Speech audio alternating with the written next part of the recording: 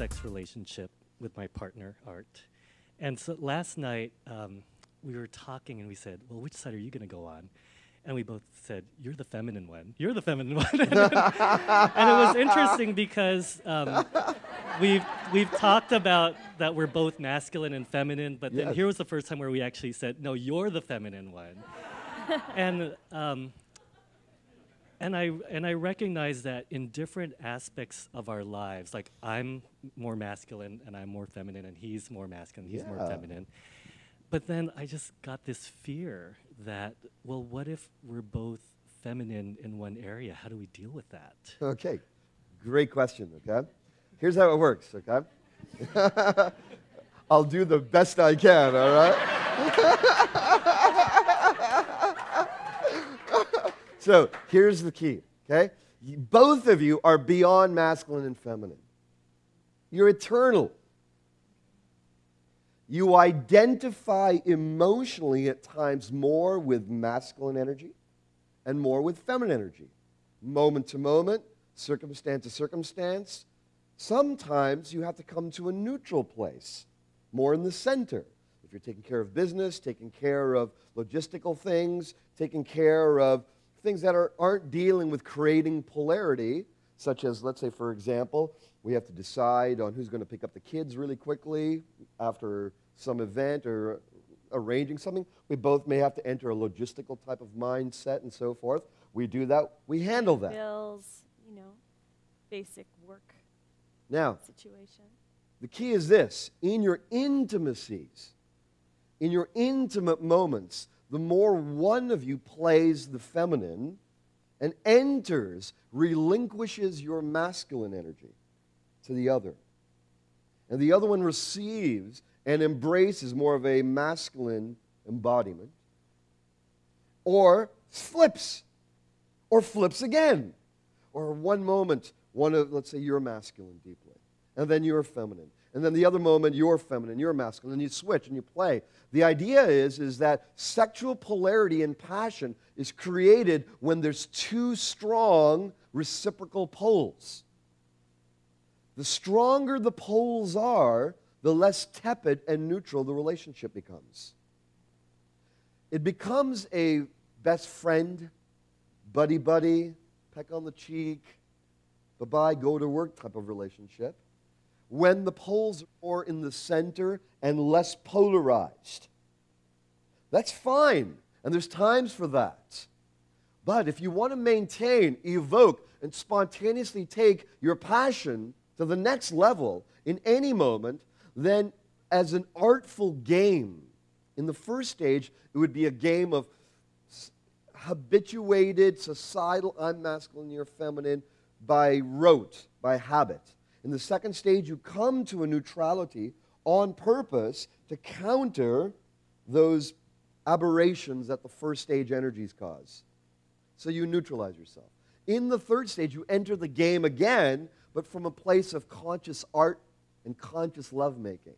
So in one moment, you may be the one that takes him for 10 seconds, and then you switch, and then you throw him down, and then you take him. So the idea is that there's not one more feminine, one more masculine for both of you. What you both want to do is enter the spectrum, widen it, so that you can go through the scales of the piano of masculine, feminine, with more creativity, more humor, and more consciousness. When you're conscious with it, then let's say, for example, he's more in a feminine mode of expression. If he needs feminine receptivity, you listen to it. But if you feel he needs direction, then you'll enter your direction. Like, hey, I love you. You need to do this more. Maybe there's a mode where he needs to really be felt in his heart and received. But not so much from the place of direction, but just pure listening space. Pure receiving, tender, holding him closely as he weeps or shares some challenge in his being. You may embrace him, but then you may then enter and move into your masculine, because you feel now that you've received him enough from your feminine. But if he just shares more and more, like I was saying with this lady, I gave her direction. That's enough. Boom, you're going to continue with this. If not, she would just continue to share. But there would be no direction beyond that into something deeper. So the art is in your intimacies, in your lovemaking. Go ahead, play the spectrum. Now, as to who's more feminine, masculine, here's some indicators that you can feel into. Watching movies. Let's say you go to a movie theater, and there's a war movie and a love story. For me, I really love love stories. Fried Green Tomatoes is one of my favorite. All these type of movies. And I love Fight Club. Yet, more times, if you counted the movies I see at the end of the year, there would be more challenge-oriented. There would be a mountain and we got to climb it. One man versus 20 in an army. Some more of that.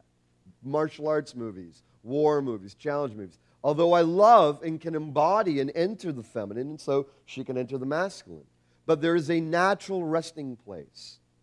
Now, from what I feel with both of you, you both can have the ability to go back and forth spontaneously, beautifully.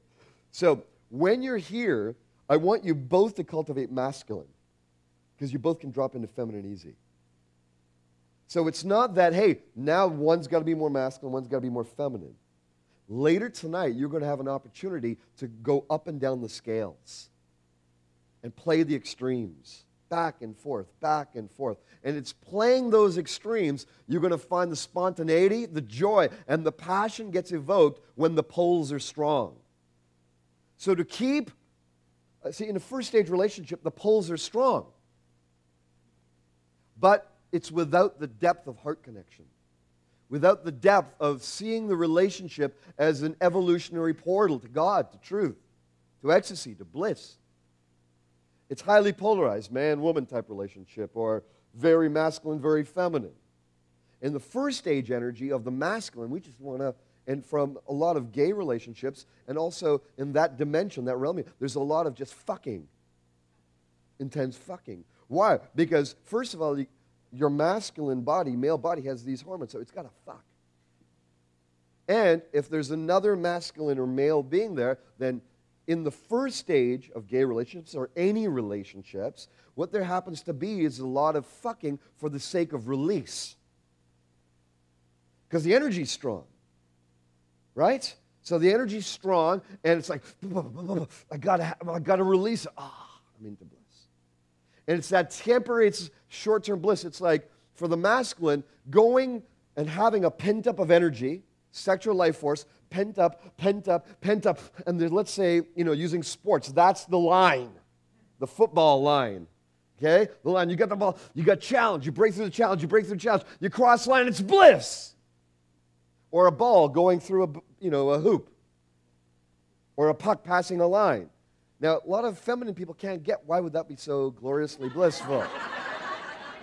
Look like getting beaten up, pushed around, all that. But it's the feeling of restriction of energy being all of a sudden released is the masculine first stage bliss when you don't know how to circulate sexual life force.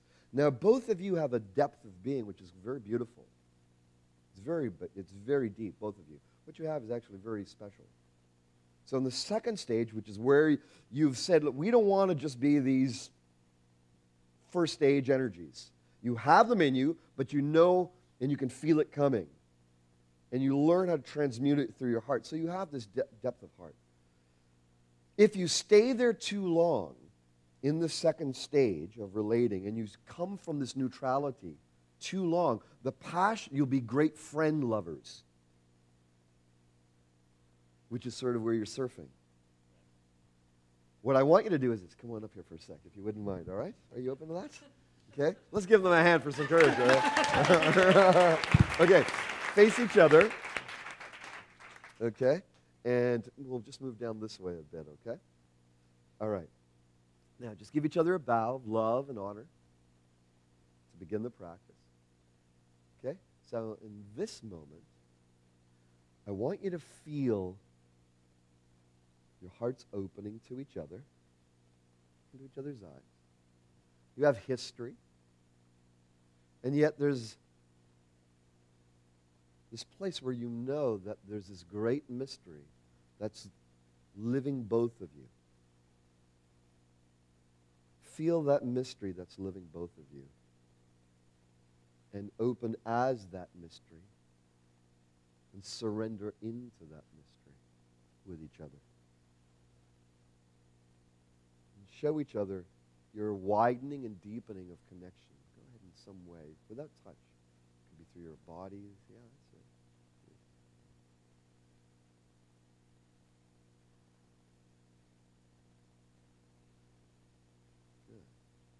So now you're entering a space of deeper connection, heart connection. Can you all feel it? Yes. There's more heart. Those of you can see them. There's more heart connection. Now, heart connection does not make for sexual polarity. Heart connection you can have with the sky, mountains, a child, a teddy bear, a pet, this. Heart connection, oneness, you can have with everything.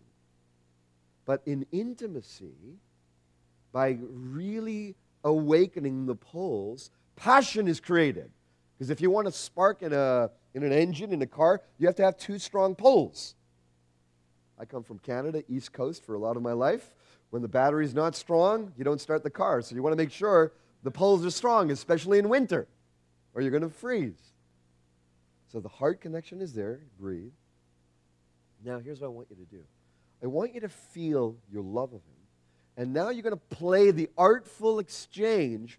And what you're going to do, arriving without goals, is you're going to offer him your sacred masculine for his safekeeping. And when he gives it to you, you receive it and merge and allow your sense of direction, claim, and emptiness to fill the space so that there's a sense of you are penetrating him phallically with your deepest presence. Go ahead and give him your feminine as a sacred offering. Go ahead.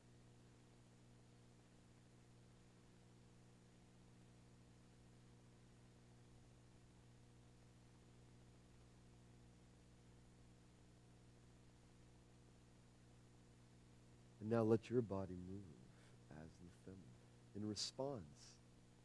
Feel his depth through your eyes, your heart, your genitals. 3 beams of conscious presence entering his body. And let that, how does that feel in your body? That's it.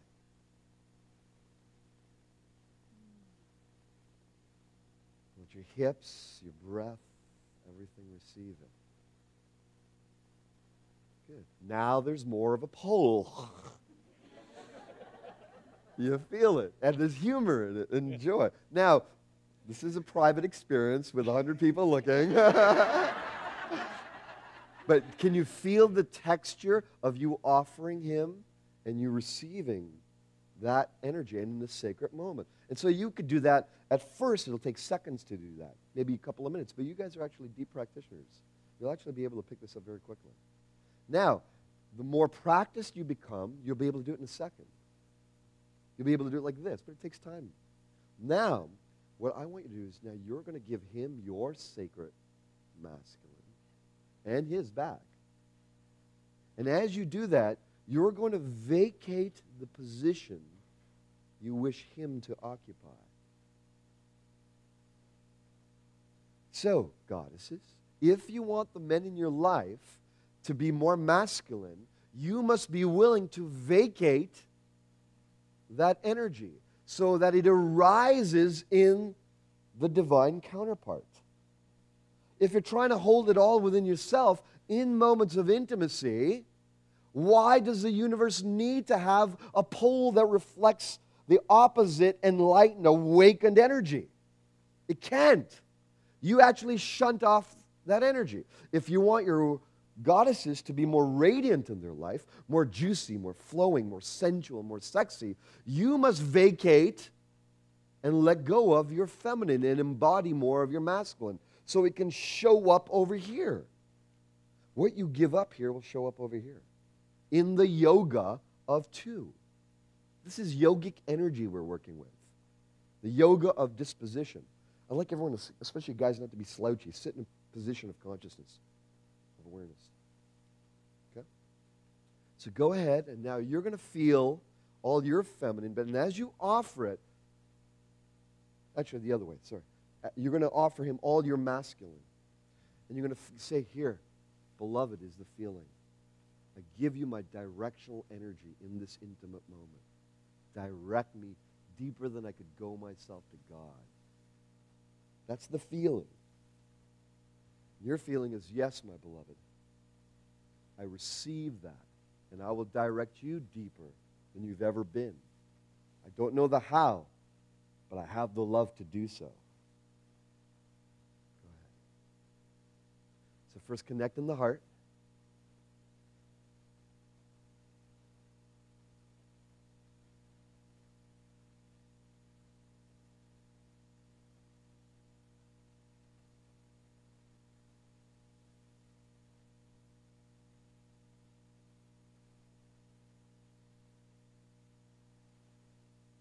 Now you feel your death, rooted to the ground, phallic energy entering him from your genitals, your heart, your eyes. You're feeling every nuance of him. You're actually breathing him. You're responding in openness to his presence. So you're allowing your body to open in response to the deepening of his presence. That's it. That's it. And let your hips and your body soften. And let yourself say, inside, take me deeper is the feeling. And look at him, just take me deeper. And you're going to hit this edge of fear. Ooh. But it's in that edge of, I don't know if you can. I don't know if I shall. I'm not sure if I want to be taken deeper. Risk it even more right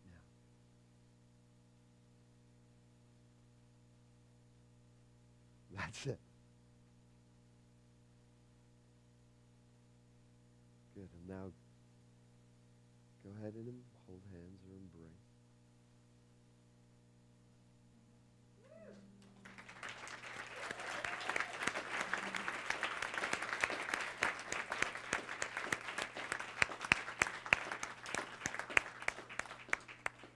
Give each other a bow. Okay? So what was beautiful about that, and go ahead and face them. All right? Now, do you feel they're more in their hearts? Raise your hand. Do you feel they're more in their depth? Yes. Now, because of your unique circumstance and the depth of who you both are, your ability to flow between these poles not only will increase the heart intimacy, but will also increase the polarity in life. And you will have certain skills in life where for you to be in your masculine will serve the relationship deeper to God. And there'll be times where you to enter your feminine will serve the relationship deeper to the divine. And same with you.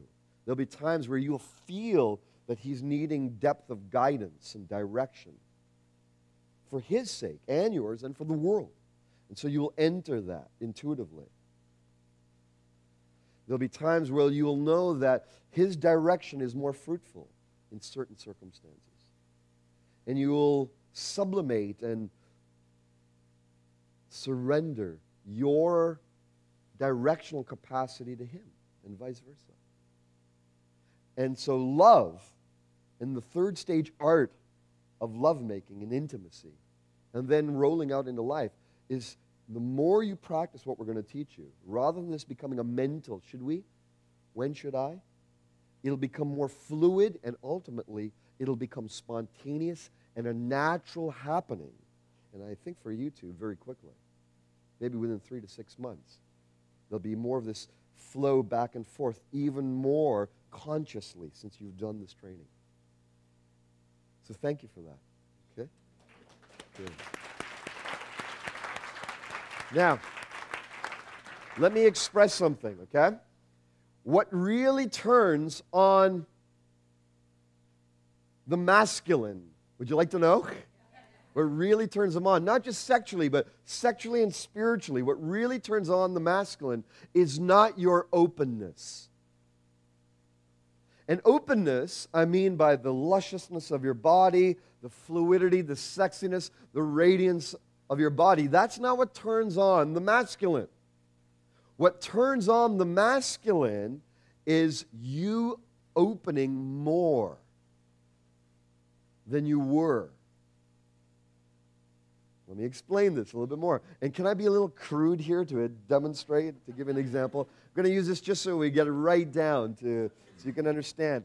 So if he walks into a room and there's one woman already wide open, wet, massaging her breasts in ecstasy, it's like, oh, that's pretty good. But if there's, and she's in her bliss, she's looking at you, but she's really enjoying herself, and that's quite interesting.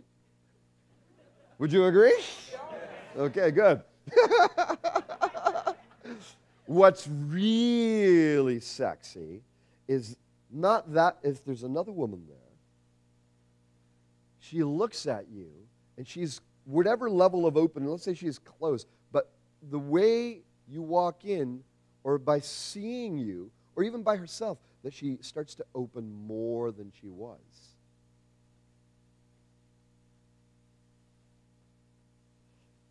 And then even more open. So let's say in terms of lovemaking, he enters, there's a woman there, she's already hot, already juicy, already wet. He comes in and he makes, he puts his penis in her, she's already fully lubricated, wet and wild and delicious. That's great. But what's really a turn on, this is what you got to get, is for him to feel that your opening is widening. Your blooming of being and radiance and juiciness and heart and flesh and pleasure is expanding and widening and blooming. So he comes with you, your vagina is not fully open, it's not fully lubricated, you're not fully wild, but he's looking at you, and in response, you're widening. Oh, yes. Oh God, yes. Oh, I think I'm doing my best to... Rather than, oh, yes, right away. It's to feel. And, that's what turns on a man with a masculine essence. So a lot of women are focusing, I got to be open, I got to be open. I got to be open, I got to be open. It's not that you see, you can't do this. A lot of women can't do this because they don't practice opening all day long. And if you're doing it in short periods of time, and you've got history, father, mother, life issues, brothers, sisters, work, business, play, blah, blah, blah, how many things are there that are countering the openness of feminine expression? Unimaginable amount of forces. So when you practice opening daily, then you'll be able to respond. If not, he's going to meet with you, and then he's going to have to deal with all this history. And because many of you are second stage Nazis, whereas you got to be felt, heard, expressed, understood before you start to open.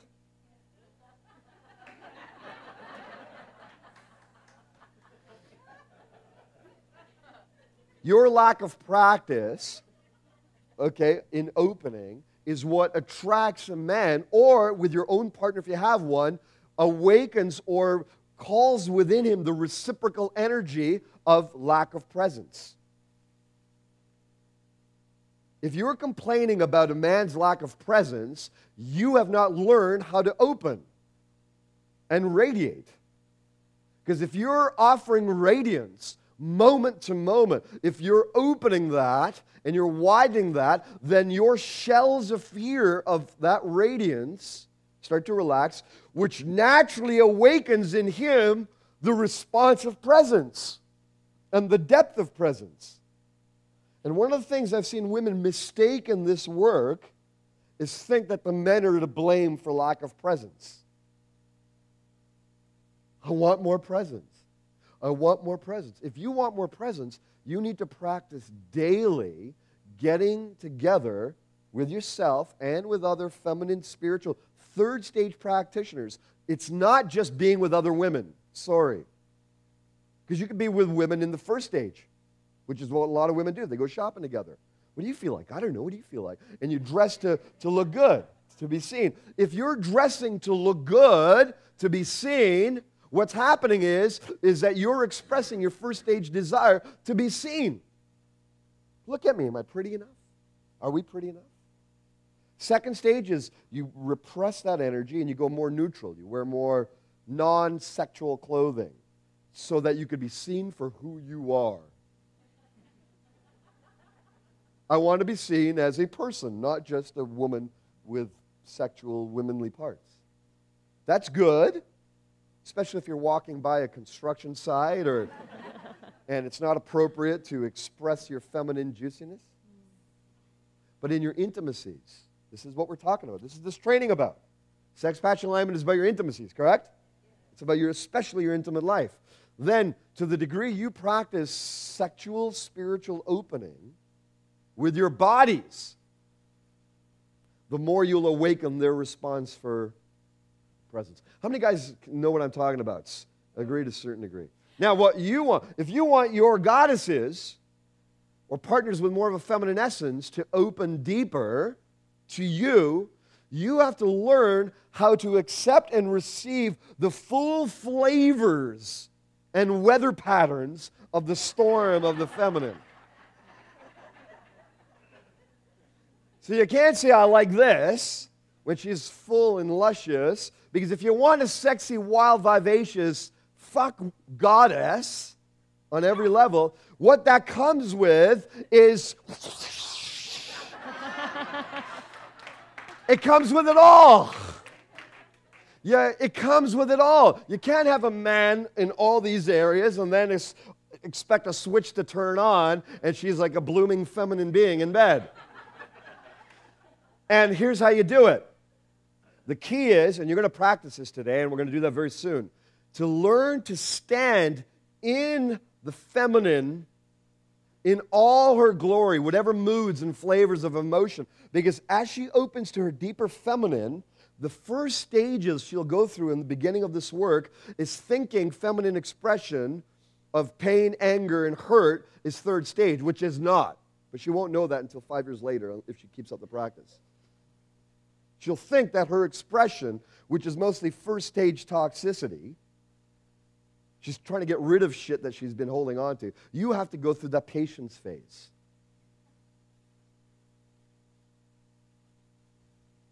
Because unless you're really doing this for about 7 years to 10 years, you probably will only take home about 1/10 of 1%. But if you don't start somewhere, you won't get anywhere. Does that make sense?